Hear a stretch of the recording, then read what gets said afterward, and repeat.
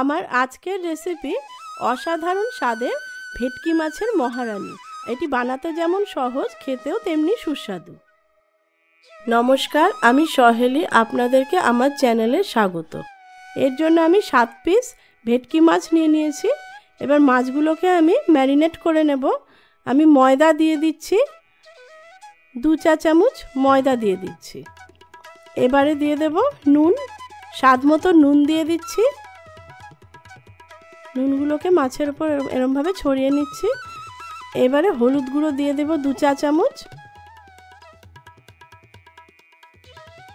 আমি একটা গোটা পাতিলেবু নিয়ে তার অর্ধেকটা রস দিয়ে দেব।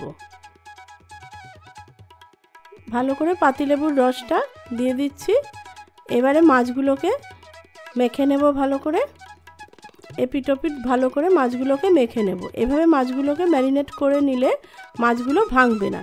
ভেটকি মাছ খুব নরম, তাই এভাবে ময়দা, হলুদ, নুন, লেবুর রস দিয়ে ভালো করে ম্যারিনেট করে নিতে হবে। বিশেষ করে ময়দাটা দিতে হবে যাতে মাছ ভেঙে না যায়।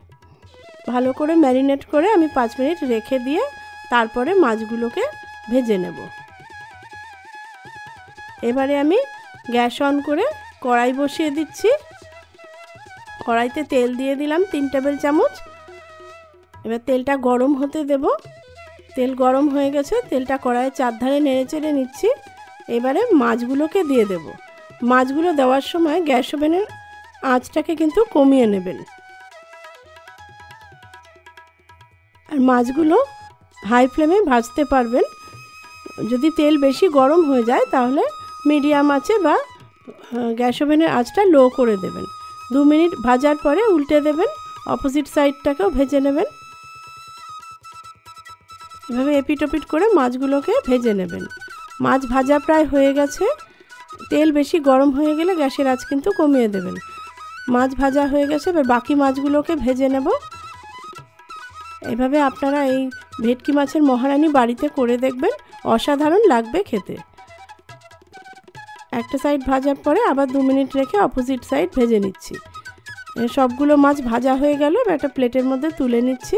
এবারে আমি রান্নাটা করব। এবারে 1 চা চামচ ঘি দিয়ে দিলাম তেলের মধ্যে। এবার গোটা গরম মশলা, তেজপাতা ফোড়ন দিচ্ছি। 4টে এলাচ, 2টো দারচিনি, 4টে লবঙ্গ আর 5টা গোলমরিচ থেতো করে ফোড়ন দিচ্ছি। আর 2টো তেজপাতা ছিঁড়ে ফোড়ন দিচ্ছি। 2 মিনিট ফোড়নটাকে নাড়াচাড়া করব। ফোড়ন দিয়ে একটা সুন্দর গন্ধ বেরোবে। এই সুন্দর গন্ধ বেরোলে বুঝবেন ফোড়ন রেডি। ফোড়ন রেডি হয়ে গেছে। এবার তেলটা খুব গরম হয়ে গেছে, তাই গ্যাস ওভেনের আঁচটাকে কমিয়ে দিচ্ছি। এবারে বাকি মশলাগুলো দিয়ে দেব। আমি 3টে পেঁয়াজ বেটে রেখেছিলাম, পেঁয়াজ বাটা দিয়ে দিচ্ছি। পেঁয়াজ বাটাটাকে ভালো করে কষিয়ে নিচ্ছি। পেঁয়াজ বাটা কষাতে কষাতে আদা রসুন বাটা দিয়ে দেব। এবারে আদা রসুন বাটা 1 চা চামচ দিয়ে দিচ্ছি। গ্যাস ওভেনের আঁচ কিন্তু কমিয়ে বাড়িয়ে আর মিডিয়াম আঁচে রেখে রান্নাটা করবেন। এবারে পেঁয়াজ রসুন কষাতে কষাতে এবার বাকি মশলাগুলো দিয়ে দিচ্ছি। আমি 100 গ্রাম চার মগজ আর 100 গ্রাম কাজু বাদাম বেটে রেখেছিলাম, সেই বাটাটা দিয়ে দিচ্ছি। এই কাজু বাদাম চার মগজটাকেও ভালো করে পেঁয়াজ রসুন বাটার সাথে কষিয়ে নেব। 10 মিনিট ধরে মশলাগুলোকে কষাতে হবে। আর যেহেতু বাদাম বাটা দিয়ে দিয়েছি, এখন কিন্তু অনবরত নাড়তে হবে, না হলে কিন্তু তলায় লেগে যাবে। তাই অনবরত মশলাগুলোকে নাড়তে হবে। এবারে নুন দিয়ে দিচ্ছি স্বাদ মতো। হলুদ গুঁড়ো দিয়ে দিলাম 1 চা চামচ। হলুদ নুন দিয়ে আবারও ভালো করে কষিয়ে নিচ্ছি। তেল বেশি গরম হয়ে গেলে গ্যাসের আঁচ কমিয়ে দেবেন, আর তেলটা যদি ঠান্ডা হয়ে যায় তখন আঁচ বাড়িয়ে দেবেন। আর চেষ্টা করবেন মিডিয়াম আঁচে রেখেই রান্নাটা করার। লঙ্কার গুঁড়ো দিয়ে দিচ্ছি স্বাদ মতো। নুন, চিনি আর ঝালটা আপনারা আপনাদের স্বাদ মতো দেবেন। জিরের গুঁড়ো দিয়ে দিচ্ছি 2 চা চামচ। এবারে ধনে গুঁড়ো দিয়ে দিচ্ছি 2 চা চামচ। চিনি দিয়ে দিলাম স্বাদ মতো। সামান্য জল দিয়ে এবার গুঁড়ো মশলাগুলোকে বাটা মশলার সাথে কষিয়ে নেব। আরও 5 মিনিট ধরে গুঁড়ো মশলাগুলোকে কষাবো।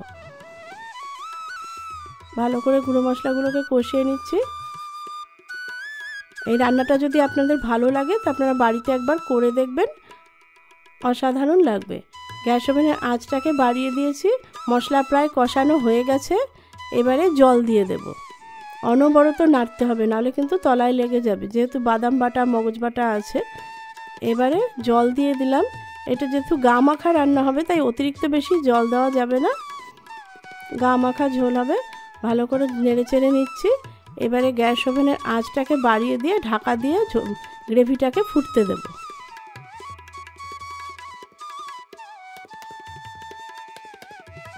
এবারে ঢাকা দিয়ে টকবক করে ফুটতে দেব। ফুটে উঠেছে।